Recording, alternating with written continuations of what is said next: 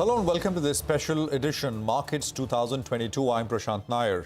Stock markets around the world are witnessing capital outflows as central banks hike lending rates on the back of skyrocketing food and crude oil prices. How should investors prepare to survive and maybe later thrive amidst this turmoil? And how are markets expected to trade? We are now joined by someone who has a top-notch worldview about these matters. Chris Wood is Global Head of Equities at Jefferies, and he's joining us right now on the program. Chris, it's always a pleasure having you with us here on CNBC-TV18. Prashant this side. Markets in turmoil, I think, aptly describes the situation we find ourselves in. Last time we spoke, which was around a month ago, you had indicated that things are likely to remain tough. Have they gotten tougher, especially after what the European Central Bank on Thursday did, sounding a little more aggressive as compared to what the market was expecting? So it's not just the Fed now, it's the European Central Bank as well. Right. Well, things have not really changed too much since a month ago, in the sense that the major central banks of the world have done massive U-turns since late last year, i.e. the Fed and the ECB, and they've now embarked on monetary tightening cycles. In the case of the US, the big news this year, but the most important news on monetary policy this year happened at the very start of the year when the Fed brought balance sheet contraction up the agenda in terms of time. So we're now about to commence a double whammy of monetary tightening, higher rates, Fed balance sheet contraction. So long as this agenda is being pursued, it's bearish for the US stock market, and I would be astonished if the S&P doesn't correct by at least 30% from its peak, so long as this agenda is pursued. The big question for this year is, does at any point the Fed language change, i.e. to a softer stance? And I believe that becomes a greater possibility, if not a probability, later in the year. But for now, the Fed's sounding hawkish. And as I think I said a month ago, key point to understand is there's political pressure from Washington for the Fed to be seen doing something about inflation, because all the opinion polls show that inflation, rising prices, is a #1 issue concerning Americans. As for the Eurozone, they've done an equally spectacular U-turn, the ECB. But in the case of the ECB, there's actually a silver lining to higher rates, in my view, because it will liberate the Eurozone banks from the lunatic policy of negative rates. Since I view negative rates as a negative for an economy and the banking system, actually, perversely, higher rates are a positive in the Eurozone. Chris, you said at least 30% fall on the S&P. Could it be significantly more as well from the peak? So we're down about, what, 20 right now? Yeah, but when we go past 30%, then I believe the market, the market will be very sensitive to any sign of the Fed backing off. The other issue, but how we get an overshoot over 30%, is in a situation where Fed is continuing to tighten, and let's say come next quarter, we've had 2 consecutive quarters of down markets in the US. Then when the investors get their statements, the retail investors, then I think there's a greater chance that we get significant outflows out of these ETFs. So because a very big difference between the US stock market and the Indian stock market is you've had in the last 10 years or more in the US huge flows into these ETFs. Many of these ETFs are linked to indices, most particularly the S&P. At the start of this year, there was more than $1 trillion US linked to S&P index ETFs, which means all this money owns the same stocks. And if you start to get major outflows out of that kind of product, then that's how you get an overshoot on the downside. And that's how you get an overshoot on the downside. Chris, in your opinion, is the economy already starting to slow in the US? For example, earlier this week, there was the story which was talking about how freight rates for shipping into the US has collapsed. And shipping stocks all sold off, not just in the US, but in Europe, etc. as well. Maersk, for example, other shipping liners, all cracked. People extrapolated that to mean that, growth is already starting to come off sharply.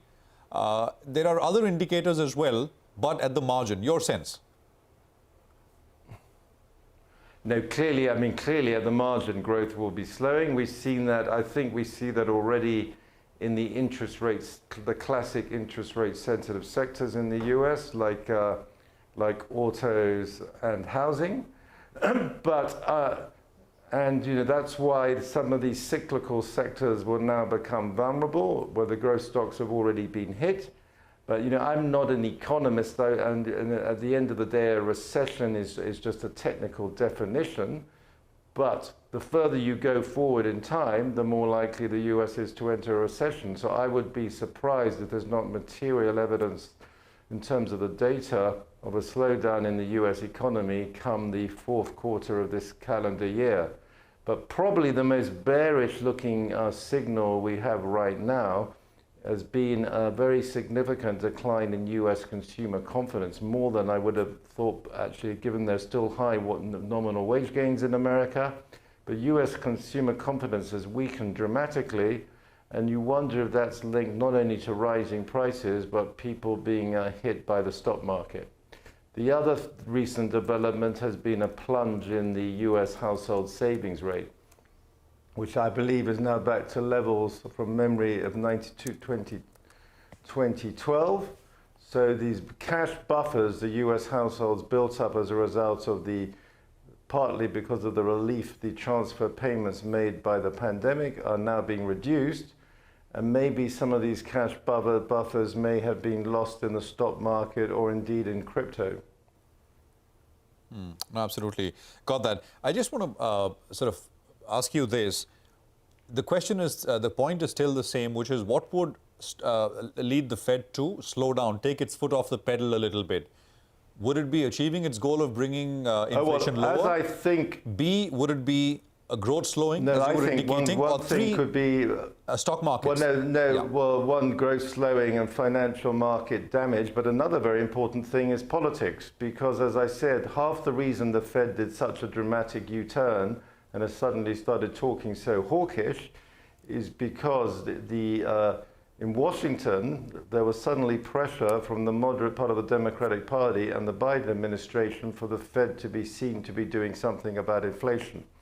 For the first time in about more than 40 years, we now have pressure on the American Central Bank from the executive and legislative arms of government for the Fed to tighten. This is something we have not seen for many, many years. However, the nearer we get to the midterm elections, and if markets are very weak and the economy is weakening, then that pressure from the Democrat side might go the other way. And if the pressure starts to go the other way politically on the Fed, then I think based on the track record of the Fed, the chances grow significantly that the Fed softens the language, even though they will not, very unlikely to have met their 2% inflation target. So if the Fed starts to do a U-turn when inflation is still running well above 2%, that will be basically confirmation that they're going to let inflation be structurally higher going forward.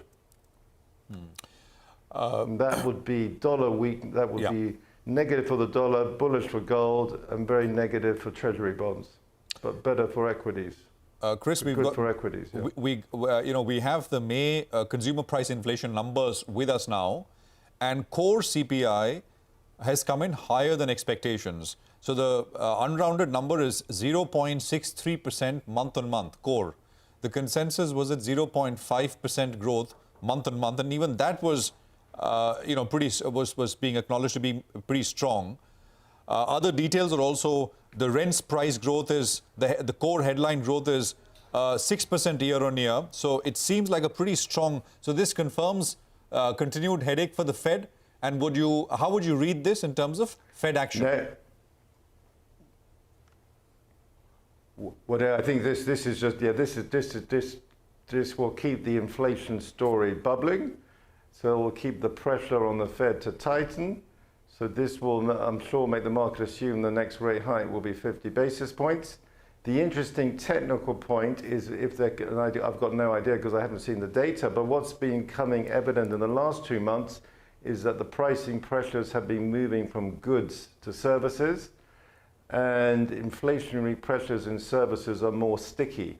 So if that is confirmed in the report, if that's still the trend in the report out today, yeah, that will create more concern. But you see, the problem is the Fed's so far behind the curve that if the Fed really wanted to crush inflation, it needs to impose real rates today. And obviously, they're nowhere near imposing real rates. So both the Fed and the ECB are massively behind the curve. And they basically, they're in a very unfortunate situation of playing catch up. But the market, while the market's weak, we haven't had a market collapse yet. Yeah, no, absolutely. Chris, so 50 basis points in the next meeting, next week, 50, one more 50 after that, and then, well, the debate about whether it's going to be another 50 or 25. My advice to invest, there's no point, you just want to take one meeting at a time. Like you want to take one CPI, because there's no point speculating beyond that. Yeah. Because there's too many variables. But I would be amazed if the Fed did not raise rates by another 50 basis points at the next meeting. Meanwhile, as to the Fed governor's long-term forecasts, while they provoke a lot of discussion, we need to remember one simple fact. As recently as last September, more than half the Fed governors in the US said no rate hike at all in 2022. So, these forecasts are not really worth anything.